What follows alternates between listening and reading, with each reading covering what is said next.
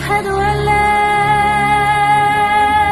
کہ یہ جو منافق جسے ہم کہتے ہیں نا منافق، اس کا بھی مادہ نون فے اور قاف ہی ہے۔ اس کو کیوں منافق کہتے ہیں؟ اس لیے کہ وہ دو منہ ہوتا ہے، وہ ادھر ادھر اس کو بھاگتے ہوئے دیر کوئی نہیں لگتی۔ ایک طرفہ آدمی کہیں نہ کہیں پھنس بھی سکتا ہے، وہ کچھ غلطی ہوگی تو اس کے اوپر خواہ مخواہ الزام آ جائیں گے تو وہ برداشت کرے گا اپنے اوپر، لیکن جو دو منہ ہے وہ ہر طرف سے بچ کر نکل جاتا ہے۔ لائی بھجائی کی، ادھر کی ادھر کی ادھر کی، اور ادھر بات کی وہاں سے نکل گیا، پھر بہانے بنا کر وہ نکلتا چلا جاتا، یعنی یہ ہوتا ہے نفق۔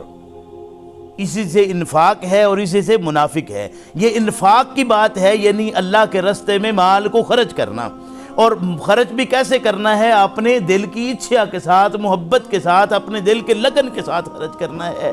اور خرچ کرنے والے کی مثال کیا ہے؟ ایسے جیسے ایک ٹیلے پر باغ ہے، اس باغ پر تیز بارش پڑتی ہے۔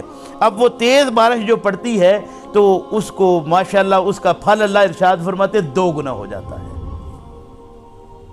یعنی بڑھتا ہے۔ اس کو کیا فرمایا کہ فآتت اکلھا ضعفین، اس کا جو پھل ہے نا وہ ضعفین 2 گنا ہو جاتا ہے۔ اب یہ 2 گنا سے مراد یہ نہیں ہے کہ 1 کا 2 ہی ہے، یعنی بہت بڑھ جاتا ہے۔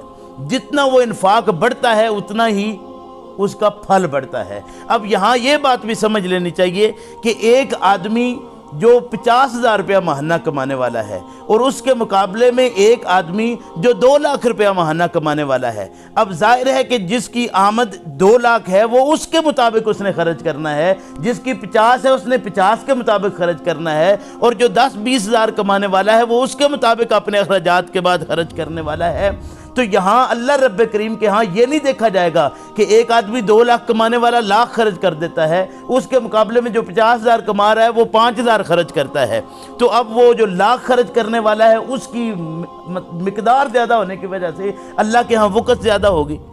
قطعاً یہ بات نہیں ہے، بلکہ اس کا جو خلوص ہے نا، وہ جو تثبیتا من انفسہم ہے، وہ اس کے جان، اس کے نفس کا جو ثابت قدمی ہے نا، وہ عین ممکن ہے کہ 1 لاکھ والے سے اس 5,000 والے کی بڑھ جائے۔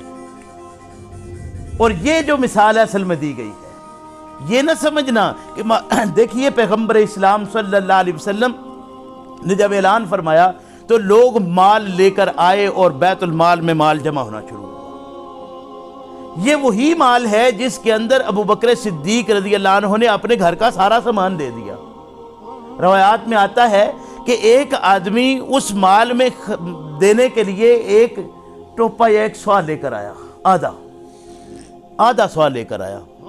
اس نے جب وہ لوگ جو وہی نفق والے جن کے اندر کھوٹ تھا نا، بیماری تھی، رسول اکرم صلی اللہ علیہ وسلم کے پاس بیٹھنے والے، آپ کے مجلس میں شریک ہونے والے، انہی نمازوں کے اندر ساتھ آنے والے، اور اسی طرح مال خرچ کرتے وقت بڑھ چڑھ کر حصہ لینے والے وہ لوگ تھے ایسے موجود۔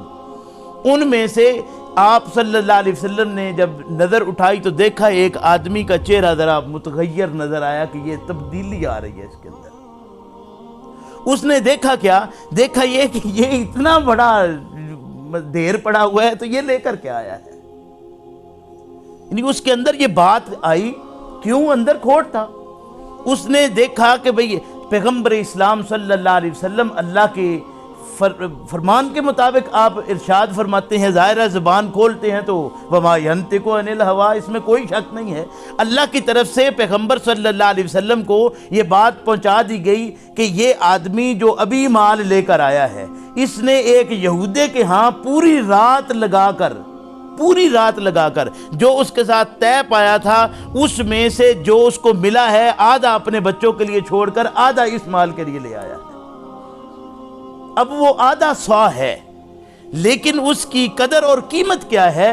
پیغمبر اسلام صلی اللہ علیہ وسلم نے جو ہی وہ چہرہ متغیر ہوتا دیکھا تو اس مال کو سارے مال کے اوپر بکھیر کر ارشاد فرمایا کہ یہ سارے کی قیمت ایک طرف کر کے اس کی قیمت اس سے بڑھ جاتی ہے۔